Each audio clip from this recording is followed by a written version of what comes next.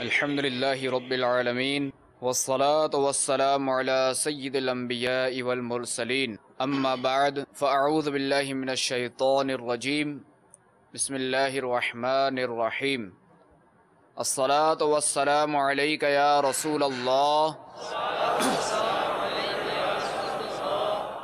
وعلی آلک واصحابک یا حبیب اللہ الصلاة والسلام علیک یا نبی اللہ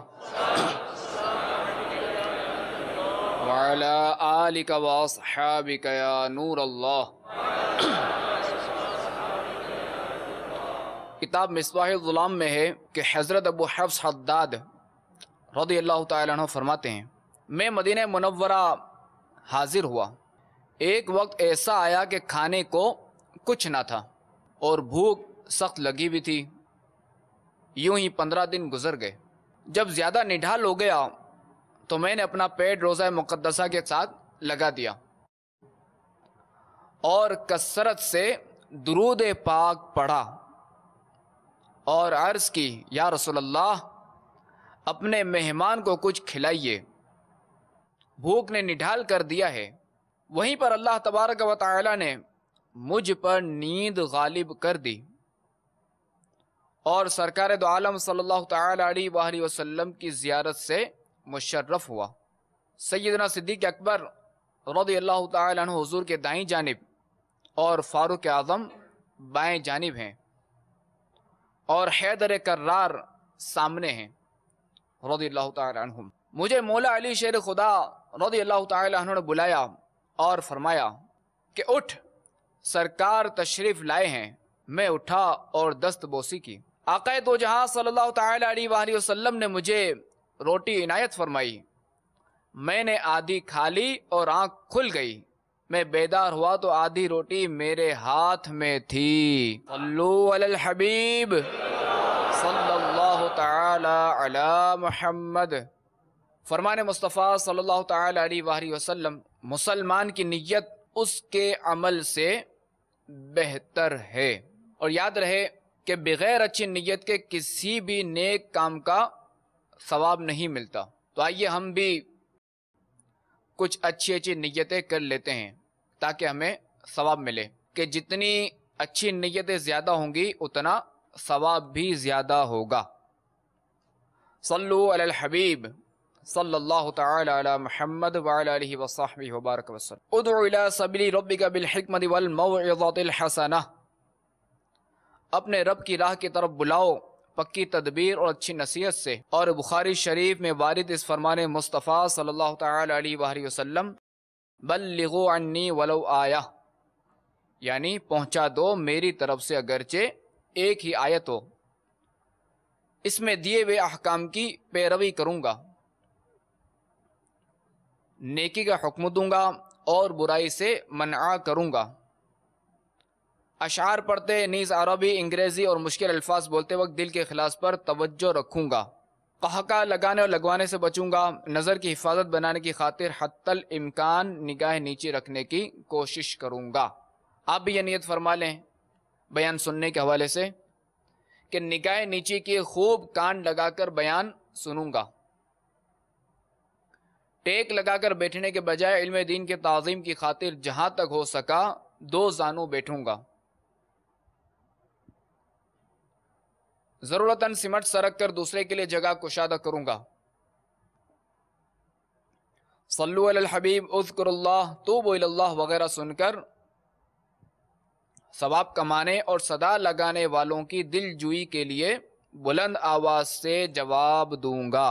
صلو علی الحبیب صلی اللہ تعالی علی محمد وعلی آلہ وصحبہ وبارک وسلم۔ ایک تابعی بزرگ حضرت سیدنا ثابت بنانی قدس سرہ النورانی نے دعا مانگی، اے اللہ اگر تو کسی کو قبر میں نماز پڑھنے کی اجازت دیتا ہے تو مجھے بھی اجازت دینا۔ وفات کے بعد دیکھا گیا کہ آپ رحمت اللہ تعالی علیہ اپنی قبر میں نماز پڑھ رہے تھے۔ میٹھے میٹھے اسلامی بھائیوں اور مدنی چینل کے ناظرین، انبیاء کرام علیہم السلام حیات ہیں اور اپنی قبروں میں نمازیں پڑھتے ہیں.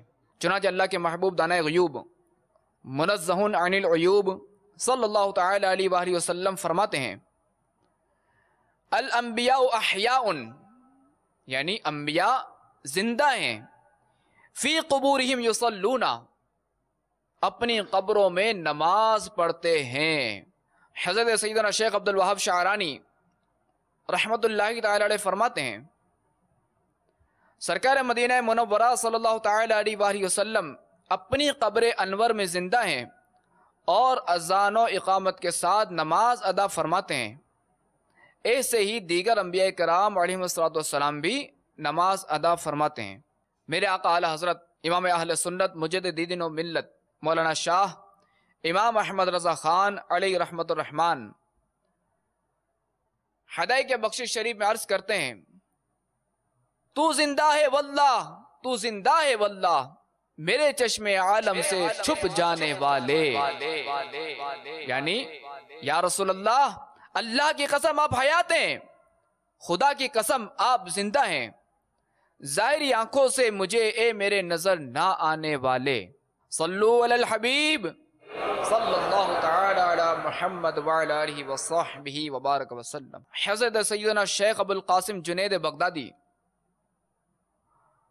علیہ رحمت اللہ الہادی نے فرمایا میرے پیر و مرشد حضرت سیدنا شیخ سری سقطی علیہ رحمت اللہ القوی مجھ سے فرمایا کرتے تھے کہ لوگوں میں واعظ و نصیحت کیا کرو، مگر میں خود کو اس کا اہل نہیں سمجھتا تھا، اس لیے ہمت نہ ہوتی تھی.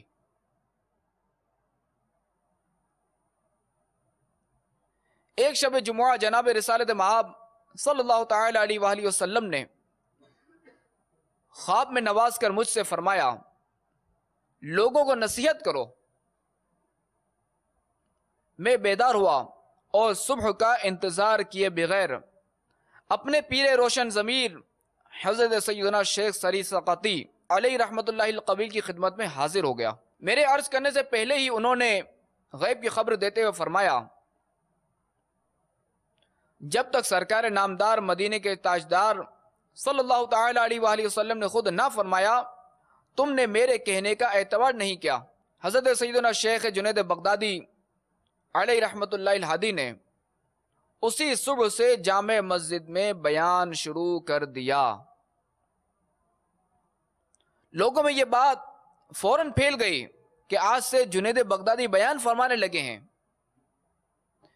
ایک دن کسی نوجوان نے اجتماع میں کھڑے ہو کر سوال کیا اے شیخ بتائیے حضور اقدس صلی اللہ تعالی علیہ وآلہ وسلم کے اس ارشاد مبارک اتقوا فراست المؤمن فإنه ينظر بنور اللہ، یعنی مومن کی فراست سے ڈرو کیونکہ وہ اللہ تعالیٰ کے نور سے دیکھا کرتا ہے، اس کا کیا مطلب ہے؟ اس کا سوال سن کر چند لمحوں کے لیے حضرت سیدنا شیخ جنید بغدادی علیہ رحمت اللہ الہادی نے سر جھکا لیا، پھر سر مبارک اٹھا کر غیب کی خبر دیتے ہوئے ارشاد فرمایا اے نوجوان تو نصرانی یعنی کرسچن ہے اور اب تیرے مسلمان ہونے کا وقت آ پہنچا ہے، ایمان لے آ۔ وہ جوان جو کہ واقعی کرسچن تھا الحمدللہ عز و جل یہ کرامت دیکھ کر اسی وقت مسلمان ہو گیا۔ نگاہ ولی میں وہ تاثیر دیکھی، بدلتی ہزاروں کی تقدیر دیکھی۔ صلو علی الحبیب صلی اللہ تعالی علی محمد۔ سیدنا شیخ جنید بغدادی علیہ رحمت اللہ الہادی بطور انکساری اپنے آپ کو بیان کرنے کے لیے نااہل تصور فرماتے تھے، حالانکہ اللہ تبارک و تعالیٰ کے فضل و کرم سے آپ زبردست عالم تھے، اور آپ رحمت اللہ تعالی علیہ پر کرم بالائے کرم یہ ہوا کہ خواب میں تشریف لا کر رسول اکرم نور مجسم شاہ آدم و بنی آدم صلی اللہ تعالی علیہ وآلہ وسلم نے بیان کا حکم فرمایا۔ اور اس حکایت سے یہ بھی معلوم ہوا کہ مکی مدینہ مصطفیٰ صلی اللہ تعالی علیہ وآلہ وسلم بعطا رب العلا غیب کا علم رکھتے ہیں، کہ آپ صلی اللہ تعالی علیہ وآلہ وسلم کو معلوم تھا کہ جنید بغدادی کو ان کے پیر و مرشد کہہ رہے ہیں، پھر بھی یہ بیان کرنے سے جھجکتے ہیں، لہذا بنفس نفیس خواب میں تشریف لا کر بیان کا حکم صادر فرمایا۔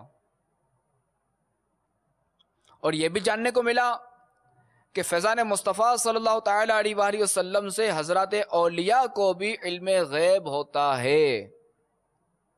جبھی تو حضرت سیدنا سری سقطی رحمت اللہ تعالی علیہ نے اپنے مرید خاص کا خواب جان لیا، نیز حضرت سیدنا شیخ جنید بغدادی علیہ رحمت اللہ الہادی نے بھی تو نصرانی یعنی کرسچین کو مؤمنانہ فراست سے پہچان کر غیب کی خبر سے مالا مال اچھوتے انداز میں اسے نیکی کی دعوت عنایت فرمائی، اسلام کی دعوت عنایت فرمائی، اور وہ بھی کرامت بھری نیکی کی دعوت کی برکت سے ہاتھوں ہاتھ اسلام کے دامن رحمت میں آ گیا۔ اچھا، حدیث پاک میں فراست کا ذکر آیا تھا۔ فراست کیا ہے، اس کی تعریف عرض کرتا ہوں۔ فراست کا معنی ہے اللہ تبارک و تعالی اپنے اولیاء کے دلوں میں وہ چیز ڈالتا ہے جس سے انہیں بعض لوگوں کے حالات کا علم ہو جاتا ہے۔ سرکار اعلی حضرت علیہ رحمت اللہ علیہ عزت نے اپنے پیارے پیارے آقا مکی مدنی مصطفیٰ صلی اللہ تعالی علیہ وآلہ وسلم کی علم غیب شریف سے مالا مال نگاہ بے مثال کا اور جو کمال بیان کرتے ہوئے کیا خوب شعر موضوع کیا ہے۔ سر عرش پر ہے تیری گزر، دل فرش پر ہے تیری نظر، ملکوت و ملک میں کوئی شے نہیں وہ جو تجھ پر یا نہیں۔ یعنی یا رسول اللہ صلی اللہ تعالی علیہ وآلہ وسلم عرش کے اوپر اور فرش یعنی زمین کے اندر کا سب کچھ آپ کے پیش نظر ہے۔ دنیا جہان میں کوئی بھی ایسی شے نہیں جو آپ صلی اللہ تعالی علیہ وآلہ وسلم پر ظاہر نہ ہو۔ امیر اہل سنت دعوت اسلامی کے قیام سے قبل کا ایک واقعہ بیان فرماتے ہیں کہ ایک اسلامی بھائی نے مجھے جو کچھ بتایا اس کا خلاصہ ہے کہ الحمدللہ عز و جل مجھے خواب میں جناب رسالت مآب صلی اللہ تعالی علیہ وآلہ وسلم کی زیارت کی سعادت ملی۔ ہمت کر کے عرض کی، یا رسول اللہ صلی اللہ علیہ وسلم کیا آپ کو علم غیب ہے؟ ارشاد فرمایا ہاں۔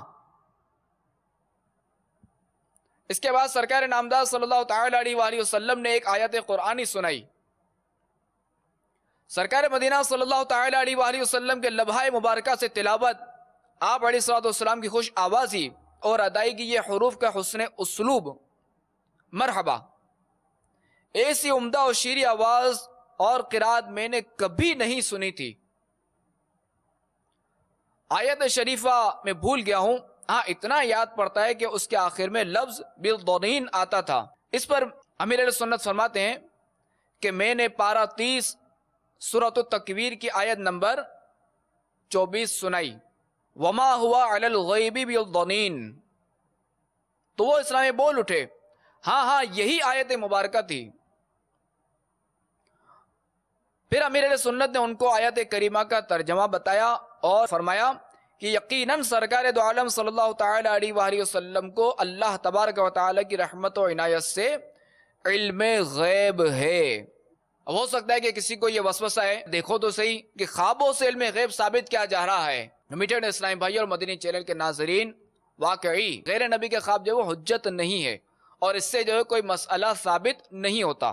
اگر یہاں مسئلہ جو ہے وہ خواب سے ثابت نہیں کیا جا رہا، بلکہ خواب میں عطا کردہ جواب میں جو بیان کردہ قرآنی آیت سے علم غیب کا ثبوت پیش کیا جا رہا ہے، تو واقعی وہ جو آیت کریمہ ہے وہ علم غیب مصطفیٰ پر دال یعنی دلیل ہے۔ کہ وما ہوا علی الغیب بضنین، ترجمہ کنز ایمان، اور یہ نبی غیب بتانے میں بخیل نہیں۔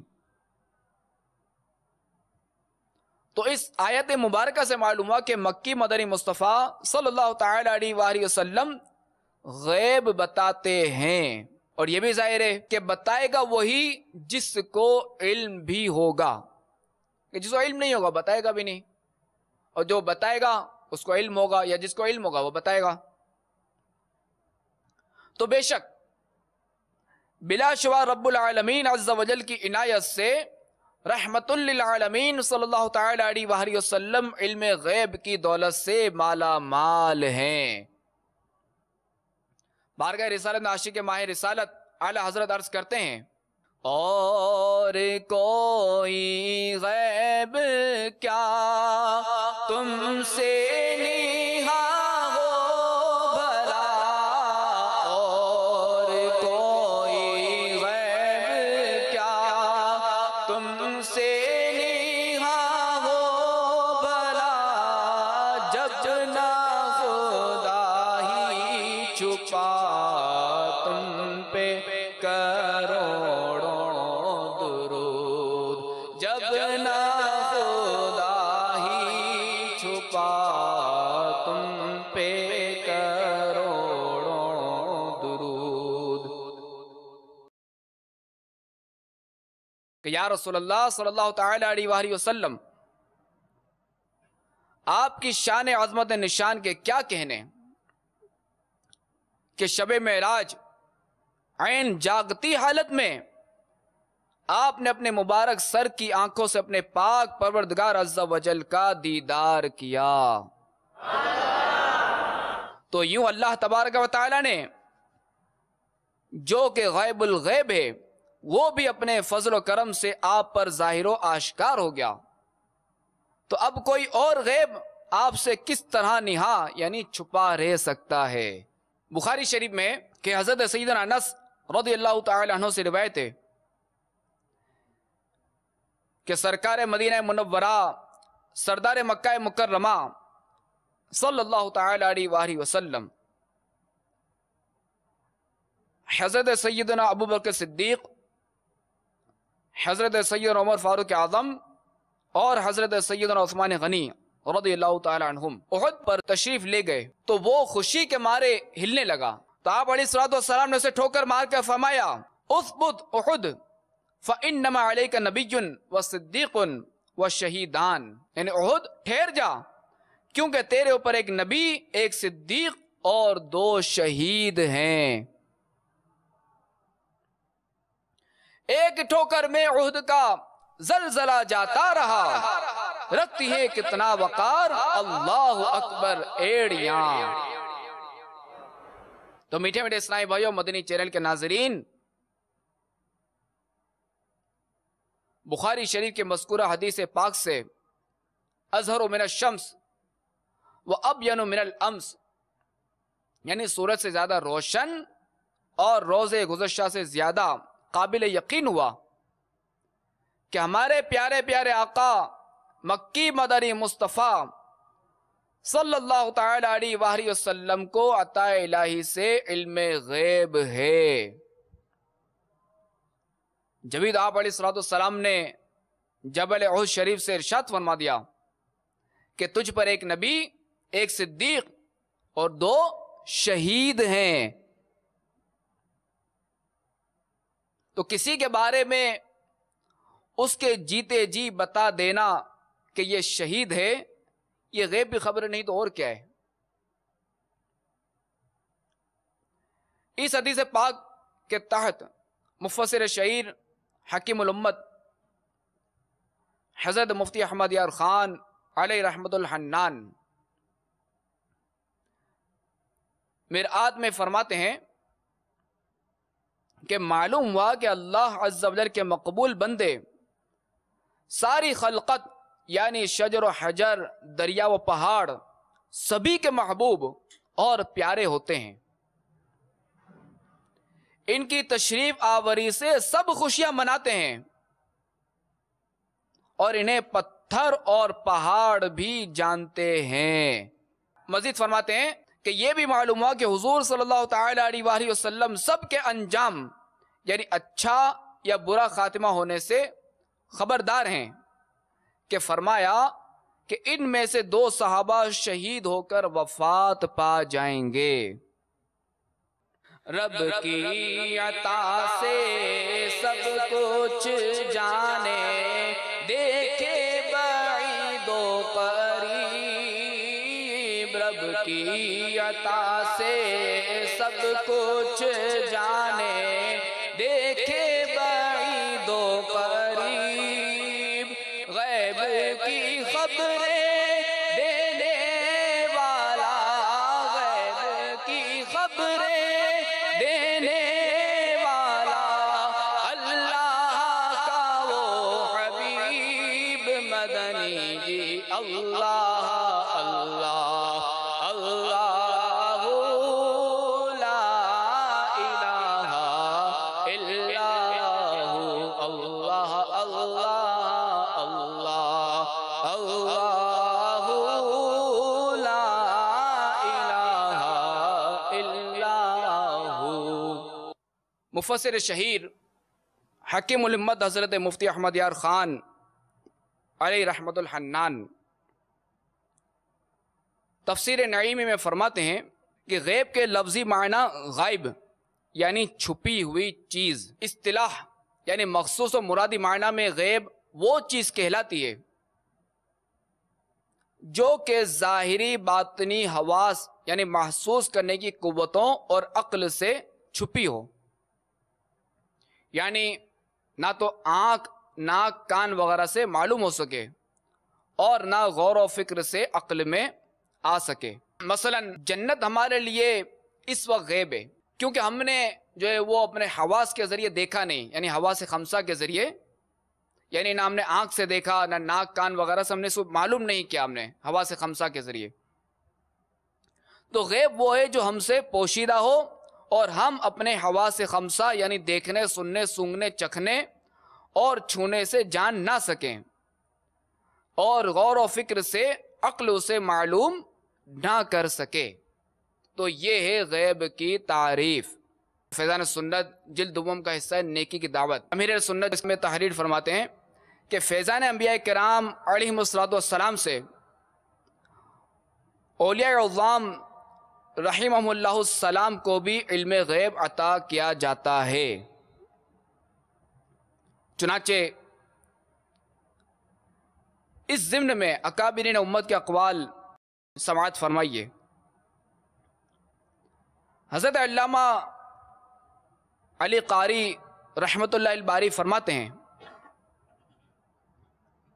کہ ہمارا عقیدہ ہے کہ بندہ ترقی مقامات پا کر صفت روحانی تک پہنچتا ہے،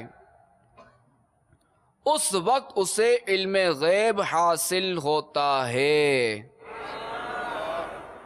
یہ کون فرماتے ہیں؟ ملا علی قاری رحمت اللہ تعالی علیہ، جو کہ بہت بڑے عالم ہیں، زبردست عالم ہیں۔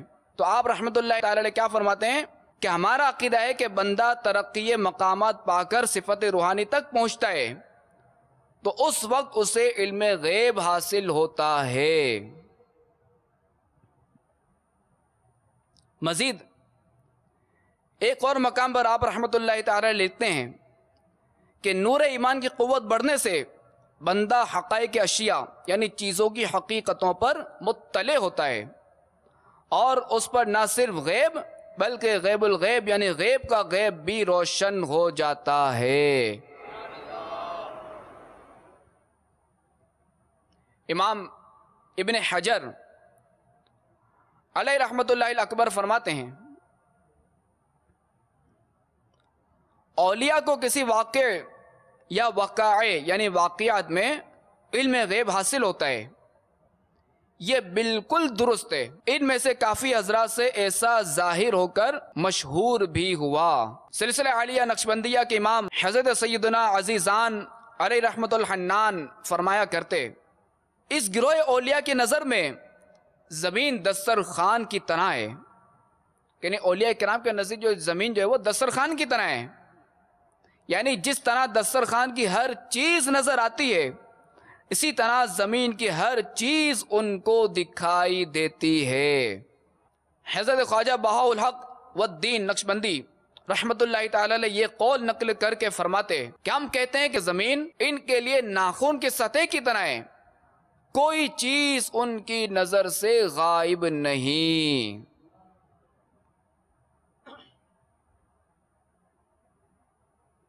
مفسر شہیر حکیم الامت حضرت مفتی احمد یار خان علیہ رحمت الحنان تفسیر نعیمی جلد 4 صفحہ 371 پر تفسیر روح المعانی کے حوالے سے لکھتے ہیں کہ بعض اہل کشف یعنی اولیاء اللہ بھی غیوب پر مطلع کیے جاتے ہیں، مگر نبی کے واسطے سے بلا واسطہ نہیں۔ کہ ہمارے غوث اعظم رضی اللہ تعالی عنہ قصیدہ غوثیہ میں فرماتے ہیں نظرت الى بلاد اللہ جمعا کخردلۃ علی حکم اتصالی، یعنی میں نے اللہ عز و جل کے سارے شہروں کو اس طرح دیکھ لیا جیسے رائی کے چند دانے ملے ہوئے ہوں۔ حضرت سیدنا شیخ عبدالحق محدث دہلوی علیہ رحمت اللہ القوی نے اخبار الاخیار صفحہ 15 پر حضور غوث اعظم رضی اللہ تعالیٰ عنہ کا یہ ارشاد معظم نقل کیا ہے، اگر شریعت نے میرے منہ میں لگام نہ ڈالی ہوتی تو میں تمہیں بتا دیتا کہ تم نے گھر میں کیا کھایا ہے اور کیا رکھا ہے۔ میں تمہارے ظاہر و باطن کو جانتا ہوں کیونکہ تم میری نظر میں آر پار یعنی نظر آنے والے شیشے یعنی کانچ کی طرح ہو۔ حضرت مولانا روم رحمت اللہ تعالی علیہ مثنوی شریف میں فرماتے ہیں لوح محفوظ اولیاء اللہ کے پیش نظر ہوتی ہے جو کہ ہر خطا سے محفوظ ہوتی ہے۔ شاہ عبدالعزیز محدث دہلوی علیہ رحمت اللہ القوی تفسیر عزیزی میں سورۃ الجن کی تفسیر میں لکھتے ہیں کہ لوح محفوظ کی خبر رکھنا اور اس کی تحریر دیکھنا بعض اولیاء اللہ سے با طریق تواتر یعنی تسلسل کے ساتھ منقول ہے۔ صلو علی الحبیب صلی اللہ تعالی علی محمد وعلی آلہ وصحبہ وبارک وسلم۔